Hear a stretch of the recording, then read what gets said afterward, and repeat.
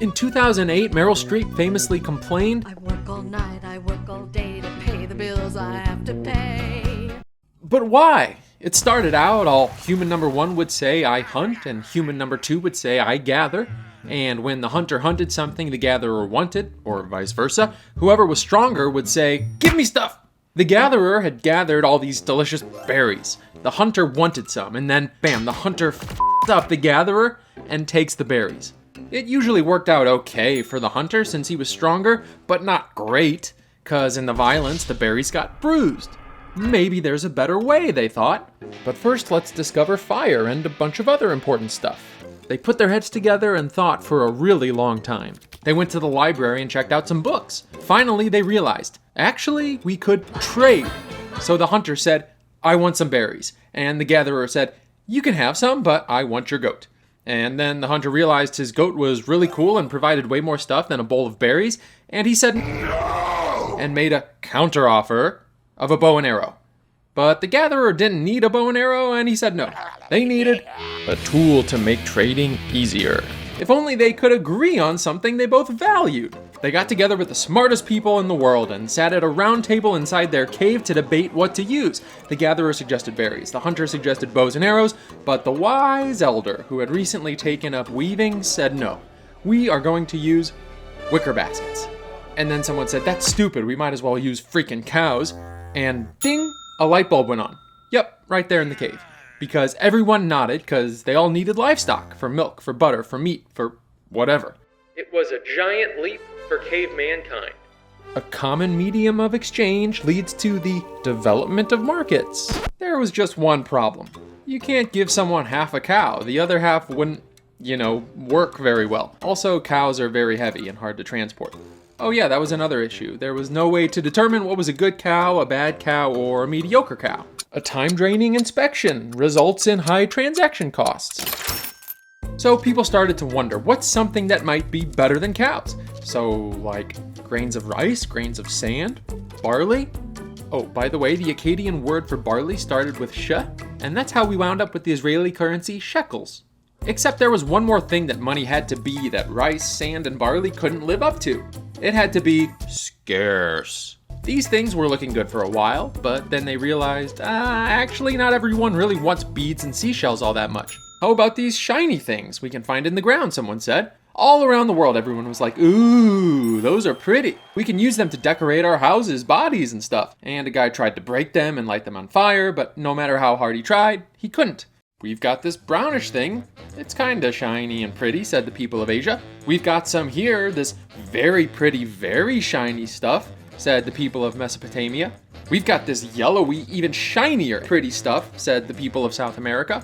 The regions with lots of these metals slowly grew wealthier and wealthier, and other people saw this and were like, yeah, maybe we should follow their lead. And cows were still there being all, but we produce milk, ? And barley, sand, and rice were saying, we're super light and easy to move around. And seashells were like, I'm Qin Shi Huang, the Emperor of China.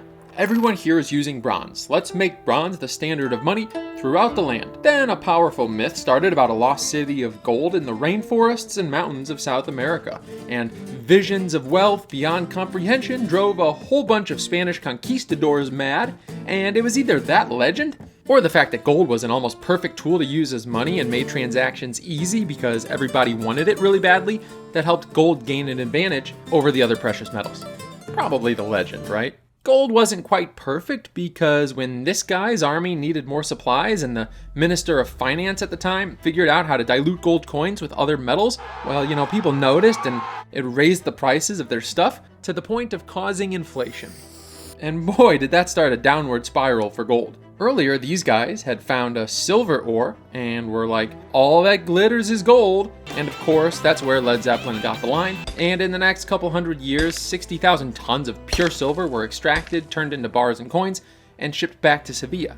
The Incas were like, we disagree, silver's not as good a money as gold, but how do you think the debate between the conquistadors and the Incas went?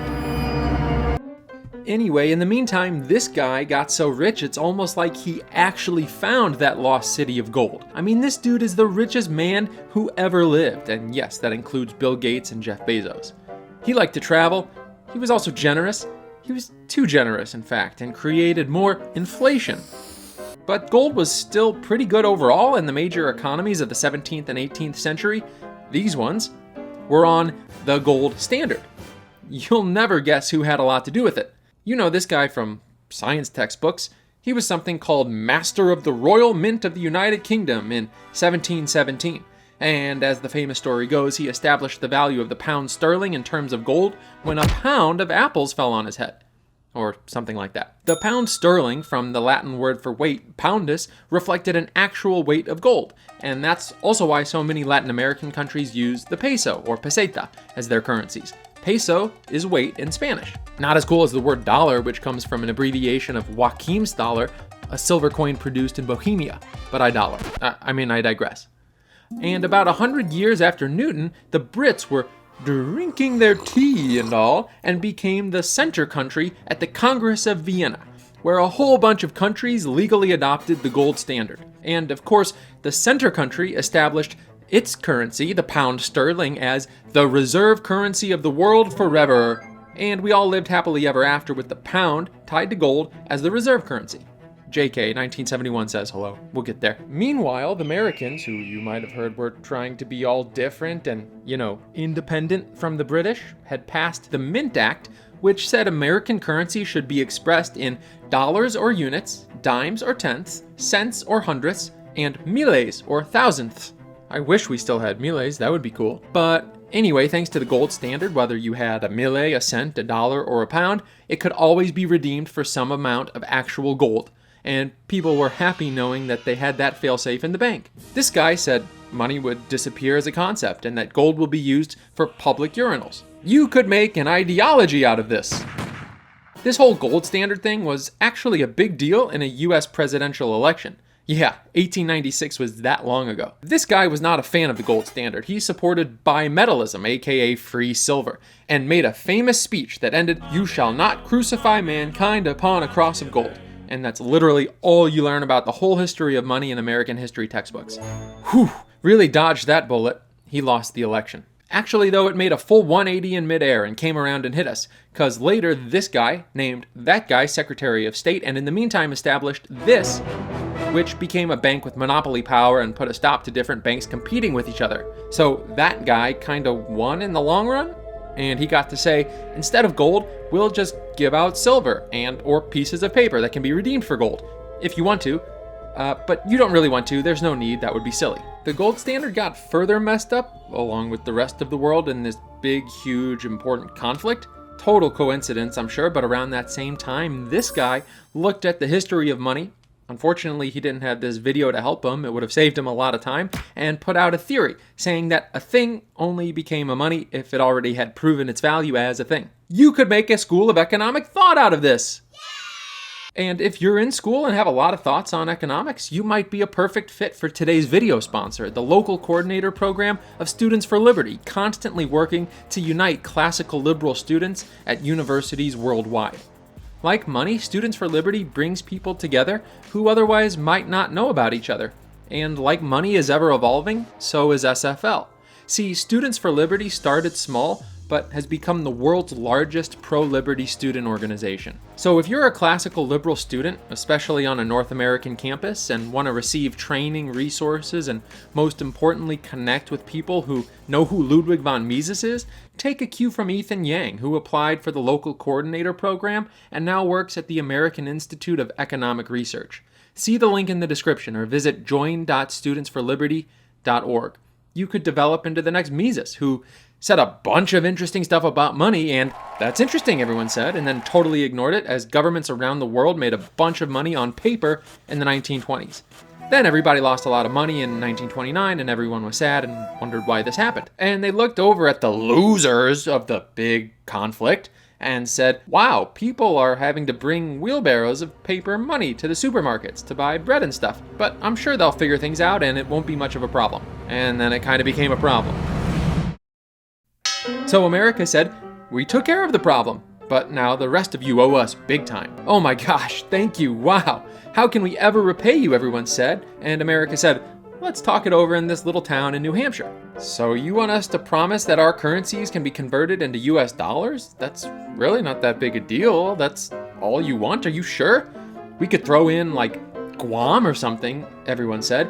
But America turned and looked at the camera with an evil grin and twirled its mustache. Then some more wars happened, and America was like, damn, these things are expensive. It kind of sucks that people can turn in their dollars for actual gold because that limits how much we can print. And this guy, who turned out to be a totally cool president, said, yeah, how about I change that? And so now all those currencies that had been tied to the dollar, which was tied to gold, were no longer tied to gold because the dollar was no longer tied to gold. And so it was only paper now, which was kind of like rice, sand, and barley. Remember them?